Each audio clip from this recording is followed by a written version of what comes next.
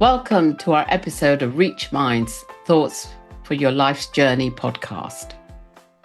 In today's session, we're going to explore how the landscape and perspective of mental health and wellness has evolved through the different generations.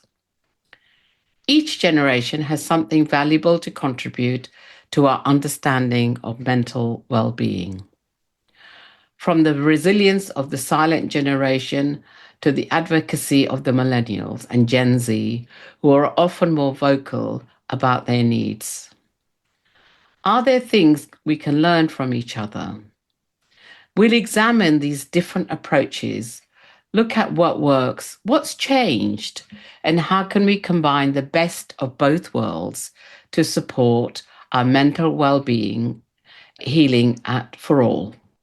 Today, I'm joined by Sophia Otasowie, who is based in Los Angeles, California, and serves as the Director of Programs at the Olive Support Services, a nonprofit that provides vulnerable communities with evidence-based classes for behavioral wellness. She shares about the mental health from her experience working with OSS and as a national mental health first aid instructor. She is a two-time graduate from the University of Pennsylvania and has a background in education of social policy and research. With a commitment to empowering individuals and families, she looks forward to sharing insights that promote awareness, resilience, and above all, practical support. Welcome, Sophia. Thank you so much. That was a great intro. This podcast of well-being and mental health is so contemporary now. So for me, I'm dying to dig into it from your perspective and your experience. What got you into the health and well-being as a practitioner? I truthfully just stumbled into it. I started volunteering at Olive Support Services because my mom founded the organization. And I was a freshman in college helping kids with tutoring and academic support, enrichment activities. And then the other portion of our organization was serving adults who needed those court recognized classes to regain custody of their kids. And so I'm getting to witness the challenges of the adults and the children alongside each other. And so it started sparking my interest about parent education and more formally about well-being. And then I became a mental health first aid instructor. I went back to school. And so I started appreciating, specifically in the world of early childhood education, how much socio-emotional learning and well-being were part of that curriculum. And it gave me the opportunity to start hosting trainings and having conversations like this. And so I've just been excited to continue following that road wherever it leads me. And so I'm really grateful to be able to be having this conversation today. One of the things I touched on in my opening was understanding mental health and wellness across the generations. Tell me your sort of perspective on this. I'm so grateful that I live in the generation that I do. I think I'm also very heavily influenced through my parents by the perspectives of the generations before me. I think currently, just like a lot of other disciplines, there's a lot of information that's more accessible today than there was in the past. And so I encourage people not to be harsh with themselves as we learn more. But with all the information that we have now, it feels like more people are open and accessible to the information that they have. People are more comfortable saying things like, I was talking to my therapist. They're not uncomfortable disclosing that they use mental health supports or that they have mental health challenges. They actually are encouraging other people to make use of those supports as well, and they're advocates for each other. There's also a very common language in this generation, sometimes not always correct, but we have a lot of secondhand information about mental health and a higher sensitivity, I think, for the way life experiences affect our mental health and are promoting the ways that we use self-care to improve our mental health. How do you think that varies from maybe the baby boomers from your perspective? Mm-hmm. I think the previous generations have a very strong emphasis on resilience, which is becoming more of a buzzword again these days, but sometimes to a fault. There was a heavy emphasis on being resilient, pulling yourself up by your bootstraps is the phrase we always hear. And it didn't allow people permission to quote unquote be weak, to have vulnerable moments like they do in the present. And so while Gen Z, millennials have greater emphasis on the ways that we should support ourselves to continue to be resilient. I think the previous generation could have benefited from the opportunities to rest, to refuel themselves so that they could continue to be strong. I agree with you because if I think about the word self-compassion, I Mm, certainly growing up as a baby boomer, I don't think even as an adult, except in the last 10, 15 years, I've mm, come to embrace that word. I don't even think it was around as a concept of taking care of yourself. You just got on with yeah, things, really. And I guess looking at it from a generational perspective, this might cause some conflict because as a baby boomer, they might look at it, oh, why can't they just get on with it? They're just pansy. They're not hard built. Have you come across any of those kind of commentary from other people? You're absolutely. I laughing. think Yeah. I think I feel the wrestle in myself sometimes because I was raised by very strong, accomplishment driven Nigerian parents. And there are all these stereotypes that Nigerian parents just want their kids to be doctors, engineers, lawyers. That's it, which I completely understand. But I think there's something so fascinating about the fact that people can have really high expectations for themselves and grace for other people. Generally speaking, I see that as a trend with baby boomers, older generations.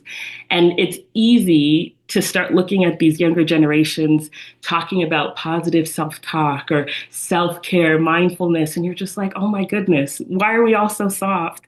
But if we all had this hard exterior of putting forth a front that everything is okay and that we can always be working at 100%, it makes it really hard to give grace or permission for anybody else to work at 90 that day or 85 that day. And so if we're all holding ourselves to this standard and never talking about how difficult it is, it's perpetuating the harder life and poor mental well-being for those older generations. So I'm grateful that the two generations are mixing, and even if there's some friction at the beginning, hopefully things are rubbing off on each other.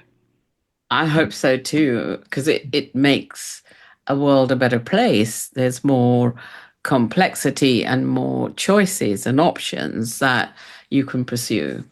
Now, what are some of the kind of subtle nuances do you think you're observing and noticing in the health and well-being world today? This generation, I'll say millennials and Gen Z, while we are super open to talking about mental health, I think one of the downsides that I'm seeing is that the phrase that I'm hearing online is over therapized. That we use a lot of this language and it can be really easy to justify negative behaviors. There's words for everything like that. I'm prioritizing self care. No, you're just being lazy. You're quitting again. Yeah. And it allows people to get away with not actually problem solving, not actually coping or learning new skills to be resilient. But there's language of self protection constantly. And so people can self diagnose without the actual support or insights of a professional. And instead of developing strategies to grow and adapt, they use them as reasons to avoid phone calls because social anxiety. I'm not going to do this because that's out of my comfort zone. And that's not what therapy was meant to do. We were supposed to gain the skills to understand ourselves, one, and learn how to grow from there instead of using that language as a reason to justify the places that we are. We're supposed to be getting better, not getting stuck. Have you seen any other kind of subtle trends and patterns that probably didn't exist maybe 20 years ago that you're seeing now? I think one of the things that I really appreciate about this conversation about well being is that in present day, we think more about mental health in the same way that older generations think about physical health. And so we see our doctors, we appreciate the insights that they bring, and we know that if we get diet and exercise and sleep, our body should work well. And the younger generation is also recognizing that if I go outside, if I pray, if I make time for mindfulness, if I have good food and positive self talk and good community connections, I will also feel better. Whereas if you ask an older generation, why do you feel so grumpy? I don't know. Have you eaten anything? Nope. Have you talked to anyone? Nope. Have you prayed? Nope. And so we shouldn't be shocked that our mental health is very clearly connected to the ways that we behave and engage in the world. And so I think this generation is doing a good job of seeing our mental health as something that we can be proactive in taking care of as well.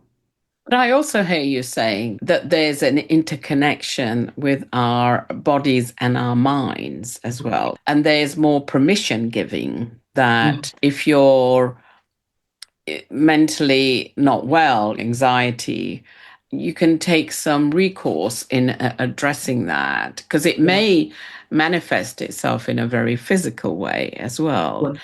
And I guess the generations that I'm from, if you broke your arm, they go, oh, poor you, poor you. Yeah, if you said, oh, I've got depression, everybody would go out the window or go through the door going, oh. So there is a more integration, I think it seems to be, between maybe every generation. I don't know, because I don't have enormous conversations with people about the holistic mind and body. I realize it, but I'm not there as a practitioner. So have you noticed there's sort of more integration between the two? Yeah, one of the things that I teach in the mental health first aid training is the biggest takeaway is that we want to give people hope. And across generations, I think we can look at mental health the way that we have. Let me bring up COVID. I remember what it was like those first couple months of lockdown, and we were like hand sanitizing all of our groceries and leaving them outside because we didn't want to get sick. Whereas now, if people said, oh, I had COVID, we know that there are vaccines, there are ways that we can get better, and we have more intervention, we have more information about it. And I think people have forgotten that mental health has also progressed in the same way. If back in the day, 200 years ago, people said they had depression, we knew that this was going to be a cause for all kinds of upset in the community, the risks that could happen, the way that mental health was treated, the stigma associated would cause a bunch of upset because there was an expectation that if you are not mentally well, you can't contribute to society, you can't be trusted, there's this perception of weakness. Whereas today, there's a greater understanding that if you have depression, you can do things and get better. So if I say I have a cold, no one is prepping my grave today because we know that there are things that we can do and I can get better. And so I want people to think about mental health the same way. There is hope. There is the expectation that if you have a mental health issue and you get connected to the right resources, you will get better. Absolutely. And I think you will get better and you won't be institutionalized because that's what used to happen. If you got really ill, then you would be institutionalized. I think there are so many mental acts that we have in the UK. I don't know what you have in the US, but I'm sure. What role do you think technology plays in mental health, and both positively and negatively for different age groups?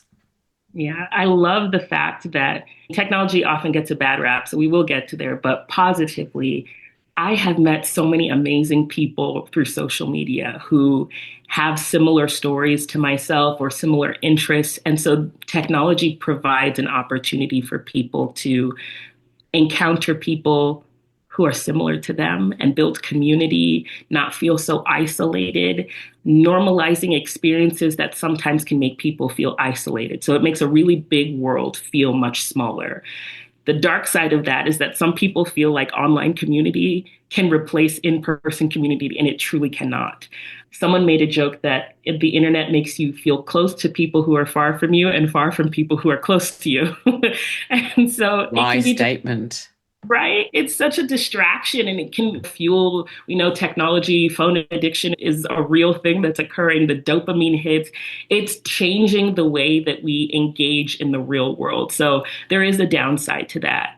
However, as far as like mental health information being shared online, I'm grateful for the way that people are bringing awareness, but there's also, I encourage people to exercise caution because just like medical advice shared online means that you should still consult a medical professional. This isn't a substitute for medical advice.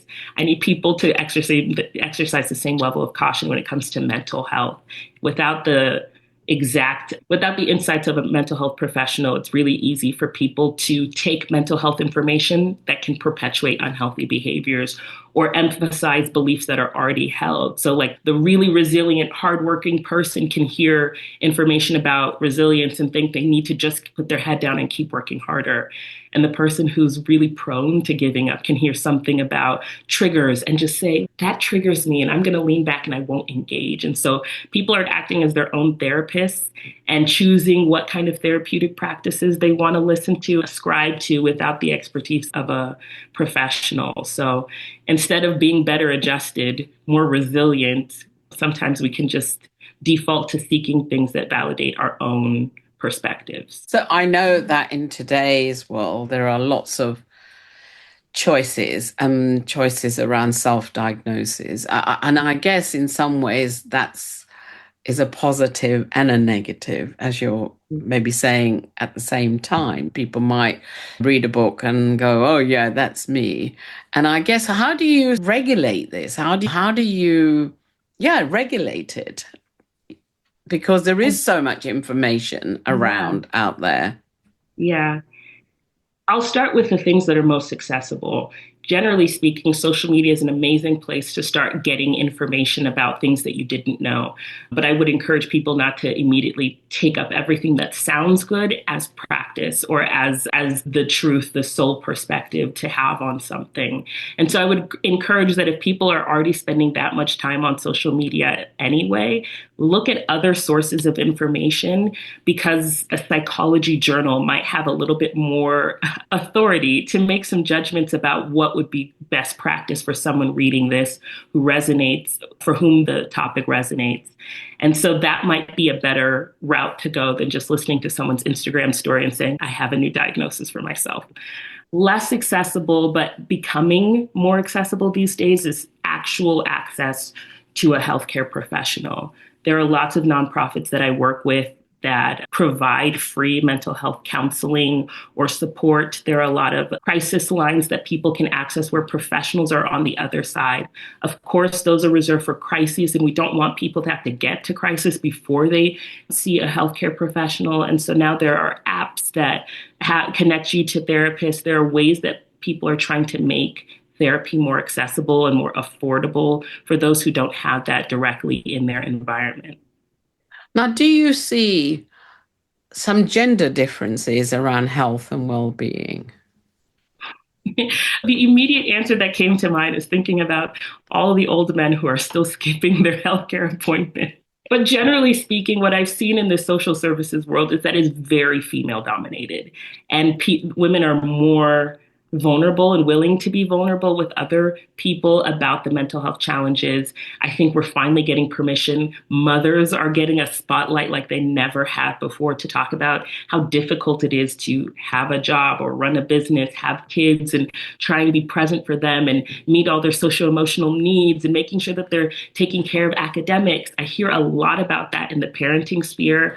I hear a lot about weaponized incompetence on the behalf of men who, and that basically what they're describing is that men can sometimes decide that my incompetence in this area will allow me to keep getting away with not participating, or the invisible mental load it takes to make certain things happen for your families. If you ask someone to go to the grocery store and then they're asking you, can you tell me where in the store this can be found? What brand does the kid like? Why do you not know your child's sizes? Things like that. So I hear a very strong skew towards women being both the more resilient gender, the more mentally taxed gender, but they're also being the more vulnerable. I love when I do see a lot less frequently, but when I see men holding space for mental health and being vulnerable with each other, talking about their physical and mental health needs. And while I know that a lot of the needs are the same across the board as far as what helps us to be okay as human beings, I think there is something unique about having a space where you know that you can bring the differences out, where women are having their women's group, men are having their men's groups. People in the LGBTQ community are also having their own spaces to talk about unique challenges to that group and how this group of people and experts can help support their mental well-being in a different way. I think happy society, happy future, I guess, in some ways. Hope, yeah. Sophia, this has been very informative and I've enjoyed our conversation. Is there any last words of wisdoms you would like to share? I just would love to encourage people that there is no quick fix. We need to take care of our physical and mental health consistently for us to see a difference. And we shouldn't be shocked if we feel awful if we're not taking care of our basic needs. And we can make sure that we're doing the same across the board and advocating for our friends to do the same. Both older and younger generations have the power to do that. And so hopefully as we spend time with each other, we're beginning to rub off on each other and both of us are getting stronger together. So I encourage you to mix your community, find people who think differently than you and see what you can learn from them. I think we'll all be better off for it. Thank you, Sophia, for someone so young with such wisdom. Thank you so much. If you enjoy listening, tell a friend.